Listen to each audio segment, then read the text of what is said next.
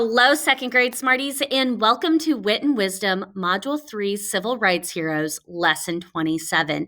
Today, our content framing question, or remember, I like to think of it like a pizza bite question, is what does a deeper exploration of the beginning and end reveal in separate is never equal? So we have read through the text, separate is never equal one time. And remember, this text is about the Mendez family fight against segregation of schools. Just like Ruby Bridges, Sylvia Mendez and her brothers were not allowed to go to a nicer public school because it was a whites only school.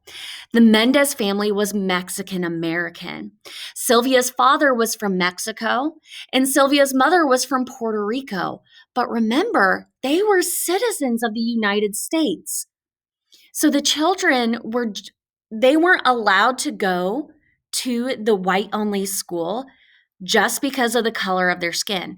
Remember, we talked about how Sylvia and her brothers and her parents could speak perfect English, and they owned a farm. But remember, they experienced injustices just based on what they looked like and what people thought about their culture. Also, remember that this text has a lot of features that are unique to Sylvia's heritage. Her family is from two different countries, but they came to America to start a new life. So this text has examples of that culture showing us quotes in Spanish, which is the language that Sylvia's father and mother speak. But remember, they also speak English. So let's look at another example in the text of a quote given to us in Spanish and English. All right, I'm going to say it first, and then I want you to repeat it after me. Es una injusticia. It's an injustice. So in Spanish, let's do it together. Ready? Es una injusticia. It's an injustice. Now, this quote comes from a section of the text when Mr. Mendez is trying to get people to sign his petition. So let's figure out what Mr. Mendez is saying is an injustice. With the help of Mr. Marcus, Mr. Mendez found and talked with other families who were dealing with segregation. One of them was the Estrada family. Mr. Estrada had fought in World War II. He had risked his life next to Americans of all races and backgrounds. But when he returned to America from the war, he found out that his children were not allowed to attend school with white children. Es una injusticia, said Mr. Mendez. It's an injustice. Smarties, I want you to tell me in the Ed puzzle, what was the injustice that Mr. Mendez was talking about? Tell me in the Ed puzzle. Mr. Mendez is saying that Mr. Estrada's children not being able to go to a white school, go to a school with white children was an injustice. Why was that an injustice, Smarties? Mr. Estrada was a United States veteran. Smarties, that means that Mr. Estrada was a person who was protecting and fighting for America. He was doing what he could to protect everyone in our country. But his children weren't allowed to go to public schools with other white children. Why would that be an injustice? Think about it. If you were trying to protect your country and then you weren't allowed to go in certain places because of the color of your skin, that would be unfair. That would not be being treated equally. So Smarties, the Estrada family, the Mendez family, they had to be brave. They had to be brave and fight against the injustice of segregation. So, Smarties, today what we are going to be doing is we are going to be rereading parts of the text. We're specifically going to be looking at the very beginning of the text and the very end of the text. Why is it important to reread parts of a text? Why do we reread certain sections of a text? Tell me in the puzzle. We reread those sections so we can build our knowledge on what the author is wanting us to learn. When we reread text, we can see something new every time.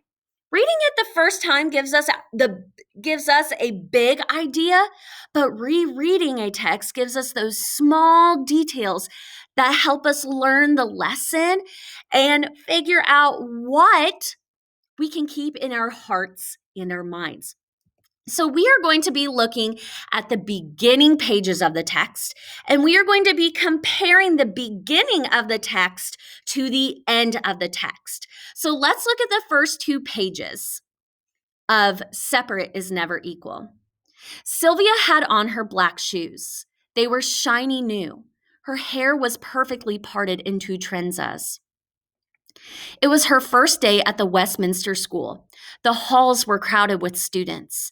She was looking for her locker when a young white boy pointed at her and yelled, "Go back to the Mexican school. You don't belong here." For the rest of the day, Sylvia did not speak or introduce herself in classes. She kept her head down when walking in the halls. When she got home that afternoon, she told her mom, Felicitas, what had happened. "I don't want to go to that school anymore. The kids are mean." "Sylvia," said her mother, "no sabes que por eso luchamos? Don't you know that is why we fought?" All right, Smarties. In the puzzle, tell me what's happening at the beginning of the text. Tell me in the puzzle. So at the beginning, we see Sylvia's first day of school at the Westminster School. And we learned that there was a white boy that was telling her to go back to the Mexican school. And what did Sylvia do? Look at the illustration. She has her head down and she's crying. She's discouraged. Now remember, the middle of this text goes back in time when Sylvia's family first moved to Westminster. This was several years before Sylvia had gone to the Westminster School. Remember, they fought against the injustice of segregation so that Mexican American children could go to the same schools as white children. Sylvia's mom is reminding her of what her family fought for her to go to that school. It says that she didn't want to go to the school. Why? Because they were mean. Let's look at what happens at the end of the text. "So remember," said Sylvia's mother, "we fought to make sure you could attend a good school and have equal opportunities." Sylvia thought long and hard about what her mother had said. The next day, she returned to the Westminster School. This time, she did not listen to any whispers. She ignored the children who pointed at her and called her names. Instead, she held her head high. Her parents had fought not only for her and her brother, but for all their classmates. Looking around, she saw the other children were smiling at her. By the end of the day, she had made a friend. And by the end of the school year, she had made many friends of different backgrounds. She knew that her family had fought for that. What is different about the last pages of the text, Smarties? What is different from the end and the beginning? Tell me in the puzzle. So at the end of the text, Sylvia goes back to Westminster School for her second day. And this time she was brave, right? She remembered what her family fought for her to be at this good school. And the text tells us that she held her head up high, she smiled, and she made new friends. So let's look at some examples of quotes from the text from the beginning and the ending. So we have the beginning, Sylvia's actions and words. For the rest of the day, Sylvia did not speak or introduce herself in her classes. She kept her head down when walking in the halls. She told her mother, "I don't want to go to that school anymore. The kids are mean." How did Sylvia feel at the beginning of the book, Smarties? How did she feel? Tell me in the puzzle. She felt shy. She felt scared. And she probably felt hopeless. Let's look at Sylvia's actions and words at the end. The next day, she returned to the Westminster School. This time, she did not listen to any whispers. She ignored the children who pointed at her and called her names. Instead, she held her head high. So she took what her mother had said to her, she kept it in her heart, she kept it in her mind, and she went in the next day brave, right? She held her head high. Who was also brave going to a whites-only school? Ruby Bridges. All right, let's look at Miss Mendez's actions and words from the beginning. She said, "Sylvia, ¿no sabes que por eso luchamos? Don't you know that is why we fought?" And let's look at the ending. "We fought to make sure you could attend a good school and have equal opportunities." What does Sylvia's mother want her to understand when she says, "Don't you know that is why we fought"? What is Sylvia's mother wanting her to understand? Tell me in the puzzle. She's wanting her to understand that it's okay to be scared sometimes. But think about the journey, think about the experiences, the brave things you had to do to be where you are. Smarties, there are so many things that we do in our lives that when we first did it was scary. But remember, some of the things that we feel really confident and good at doing, that didn't happen until we had to do some hard things. So Sylvia's mother is wanting her to know, we fought, we did hard things to make sure you could have these good opportunities. We had to be brave. We had to be strong. We had to be fearless so that we could be treated with equality. So in the beginning of the book, it's the first day. And the end of the book is the second day of school. Remember, the middle of the text is talking about Sylvia's family's fight for several years to get to where schools were desegregated. It took a long time for the schools to become desegregated. So the beginning shows us the present time. The middle shows us the past, and then it ends in the present of that text. Why do you think the story is organized by showing the first day of the school before explaining that the Mendez fought for desegregation? Why do you think they started by showing the present time before they talked about the past? Why do you think they did that, Smarties? Tell me in the puzzle. So, Smarties, think about that first page. We see Sylvia experiencing the injustice of being judged based on the color of her skin. We don't have any background yet. Sylvia still had to face injustices even though she got to go to an integrated school. But the author shows us that before showing us that journey, that fight against desegregation, to let the reader know how important the response to injustice was. They fought so that Sylvia and her brothers could have equal opportunities. Why do you think the author ends on Sylvia's second day of school? The first two pages are her first day of school. The middle is in the past when they were fighting for Sylvia and her brothers to go to the school. But why do you think the author ended the text on Sylvia's second day of school? Why do you think the author did that, Smarties? Tell me in the puzzle. I think the author did that so that the reader could see the bravery that Sylvia had to have. I also think that the author did that to show the hopefulness of that situation. There were times where Sylvia was going to experience injustice, but she responded to it with bravery and with joyfulness. That second day, she made friends and she played and she smiled and she held her head high. All right, Smarties. So we have explored this text. We've dug a little deeper. Now it's time for us to start thinking about our writing task. So you are going to need to get a blank piece of paper, and we are going to be making a scape chart. And I am going to be making one along with you.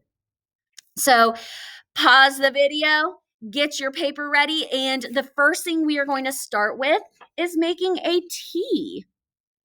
So notice at the top, I put that the text event is Sylvia's family at the trial. We are going to be writing an exploded moment narrative from Sylvia Mendez's point of view. So what words are we going to use if we are writing like we are Sylvia?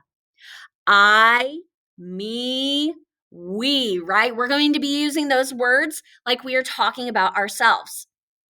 We are going to be writing about the day that Sylvia and her family went to the trial with Mr. Marcus to try to desegregate schools. So we are going to make a scape chart first to look at the setting, the characters, the actions, the problem, and the ending.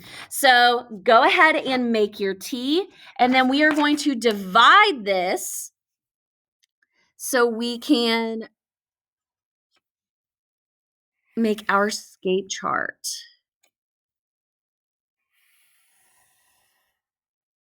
All right. Okay, so once you make your T, you're going to draw 1, 2, 3, 4 lines across. Go ahead and draw those 4 lines. Then we're going to label our scape chart. So we're going to start with the setting of this event. Now, the setting of this event is going to be different than the whole text, okay? Because we're looking at one specific event. The next section that we are going to label is the characters. And Smarties, those words are here on the screen. So we started with setting. Now we're going to write characters. Actions, that's going to go after characters. Actions, and then problem,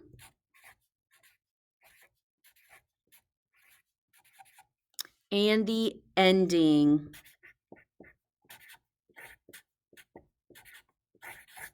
All right, Smarties, let's go ahead and dig into this section of the text. The trial was held at a courthouse in Los Angeles. Sylvia and her family dressed in their best clothes and sat in the courtroom to listen. The hearing lasted 5 days. Each day, Mr. Marcus called to the stand parents from different districts in Orange County and the superintendents from each district, too. Pause. I want you to write the setting of this event. Go ahead and write the setting of this event. I am doing that as well, Smarties.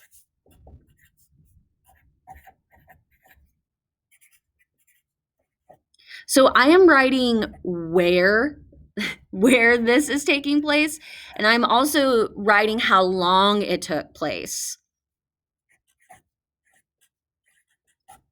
All right, Smarties. So it took place in a courthouse in Los Angeles, California, and it lasted for 5 days. I also want you to pause, look at the text, look at that first page, and write the characters that are in this event. Go ahead and write your characters from this event.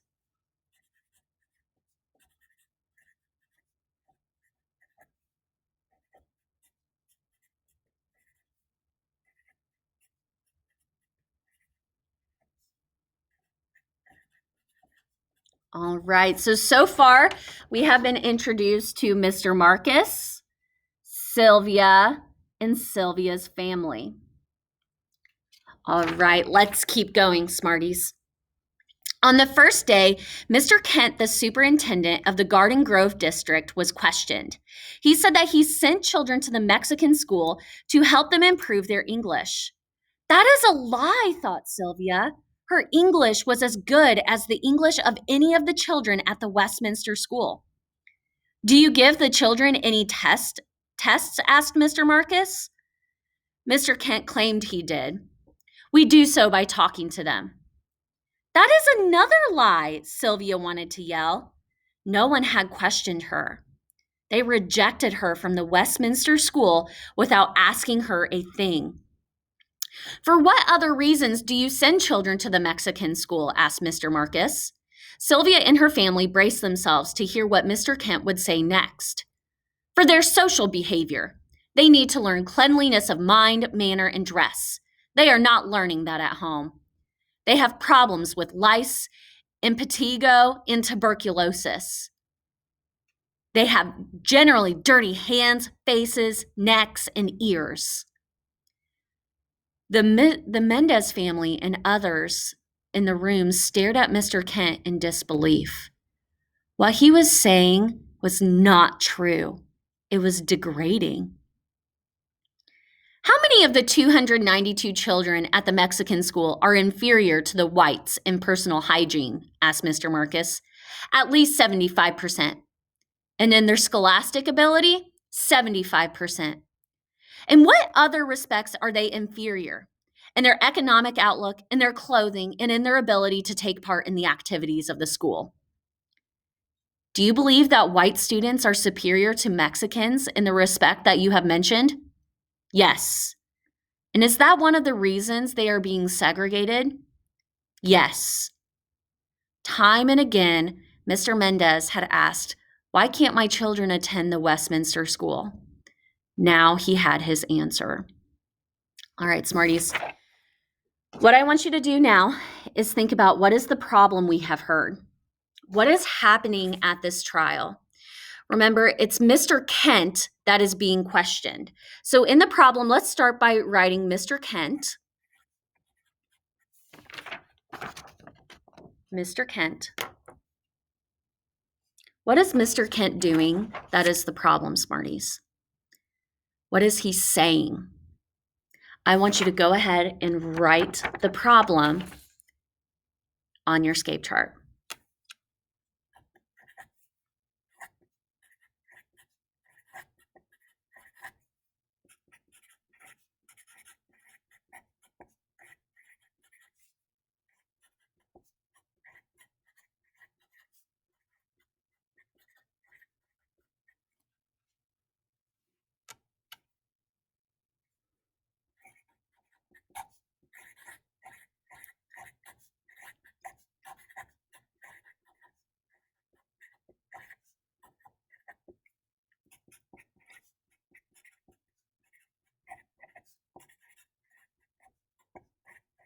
All right.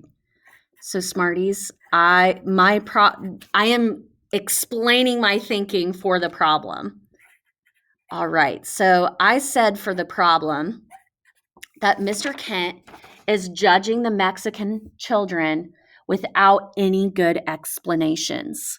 He thinks Mexican children are inferior. Remember, we talked about the word inferior meaning less than. So I actually need to finish that. Are inferior to white children. That is the problem, Smarties. All right, let's keep going. On the second day, Mr. Marcus called to the stand a 14-year-old student from the Mexican school in El Modena. Her name was Carol Torres. She spoke perfect English. It was clear that she had not been sent to the Mexican school because she had problems speaking the language, as the defense lawyers claimed. Mr. and Mrs. Mendez were questioned on the third day and fourth day, and so was Mr. Harris, the superintendent of the Westminster School. Sylvia was not called to the stand, but she was ready to testify if they had asked her to. She tried looking her best every morning, and she practiced what she would answer. On the fifth and final day of the hearing, Mr. Marcus called to the stand two education specialists to explain why it was bad to segregate in different schools. Segregation tends to give an aura of inferiority. In order to have the people of the United States understand one another, it is necessary for them to live together. And the public school is the one mechanism where all the children of all the people go, said one of them. The judge nodded his head. He seemed to agree with this. All right, Smarties. So we have some more characters that we need to add to this section, right? Who was listening to Mr. Marcus ask questions? The judge, right? So the judge is a character. So we have the judge. We also have Mr. Kent. Mr. Kent is a character that we saw for a big part of this event. What were the actions of Mr. Kent? What was Mr. Kent doing over and over again? He was lying, right? So in the actions, I'm going to write Mr. Kent lied about Mexican students. What was Sylvia's family doing? I want you to write, what was Sylvia and her family doing during the trial?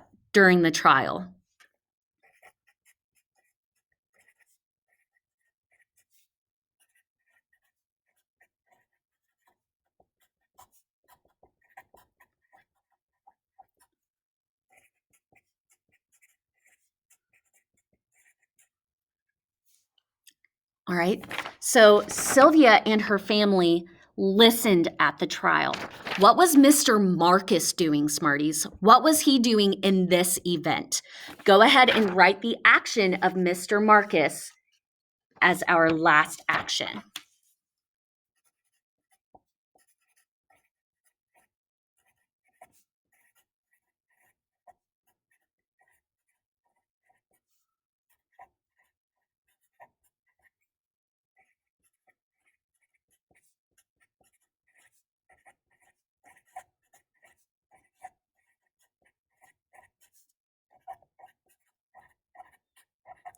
All right, Smarties. So, Mr. Marcus, what did he do? He was questioning people about the segregated schools.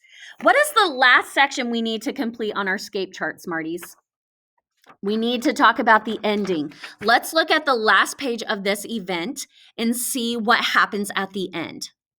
On the fifth and final day of the hearing, Mr. Marcus called to the stand two education specialists to explain why it was bad to segregate children in different schools.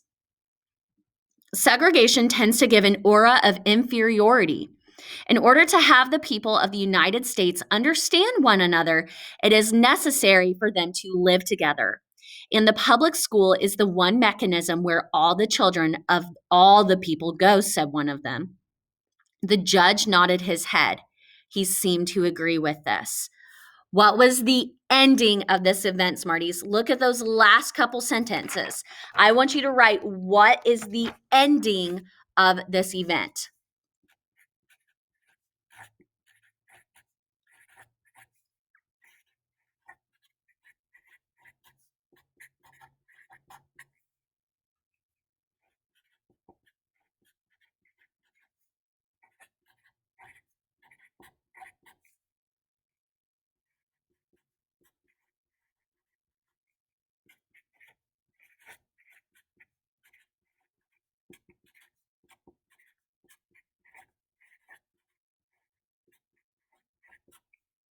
All right, so at the end, the judge agrees with the specialists that children should all learn together in integrated schools.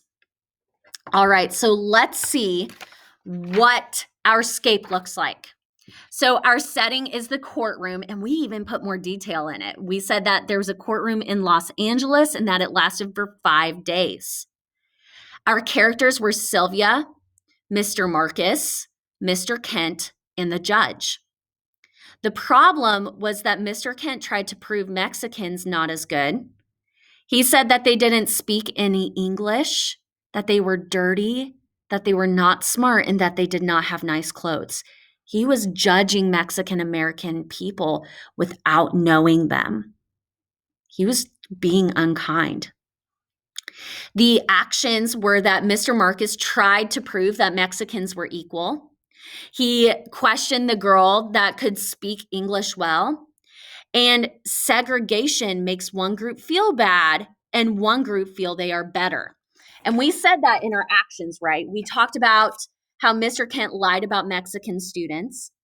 Sylvia and her family had to listen to these lies, and that Mr. Marcus questioned people about the segregated schools. And at the end, we said that the judge agreed that children should learn together in integrated schools. Now, there's our scape chart, Smarties.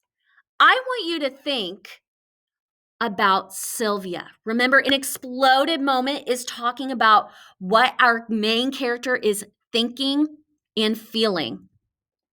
Look back. This section of the text, this event, tells us what she was thinking.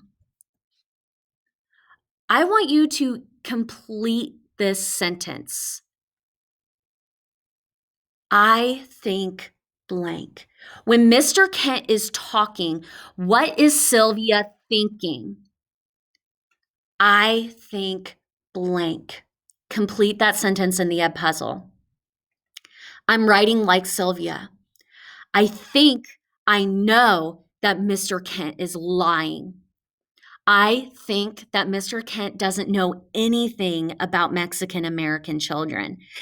This event in the text, it tells us what she's thinking. I want you to think, though, what was Sylvia feeling in this event? What was she feeling, Smarties? Think back. What was she feeling? I feel blank. Complete that sentence in the Ed puzzle. If I'm writing like Sylvia, I would say, I feel prepared. I feel ready to stand up for myself. I feel hopeful about the results of this, right? She was ready. She was prepared. She had to be brave too, to be ready to stand up for herself. So, Smarties, we are going to be using this scape chart in our knowledge of thinking about what Sylvia was thinking and feeling to write an exploded narrative. All right, Smarties, and let's wrap up this lesson with a deep dive. So we have talked about suffixes and prefixes. So prefixes are groups of letters that go before a base word, and it can change the meaning. So I'm going to read 3 words and their meanings, and I want you to think about what all of these words have in common. Unique means one of a kind. A unicorn is a magical creature with one horn. Unison is to perform something in one way. What do all of these words have in common? What do the words and their meanings have in common? Look really closely at the meanings. There's something that all of them have in common. Tell me in the puzzle. They all start with unique, unicorn, unison. And they all have the word one in their meanings. So means one or one of something. So if we do something in unison, that means we are doing something as one. We are doing something as one group. So I want you to think. If I am writing a unicycle, how many wheels are going to be on a unicycle? Tell me in the Ed puzzle. If we know that uni means one, that means a unicycle would have one wheel. So, Smarties, as we are thinking about this text and this module, think about what people are having to do in unison. What are they having to do together as one? All right, Smarties, that is it for today's lesson. Remember to keep that growth mindset. Good learners do hard things. And question, how can you respond to injustice? Happy learning, Smarties.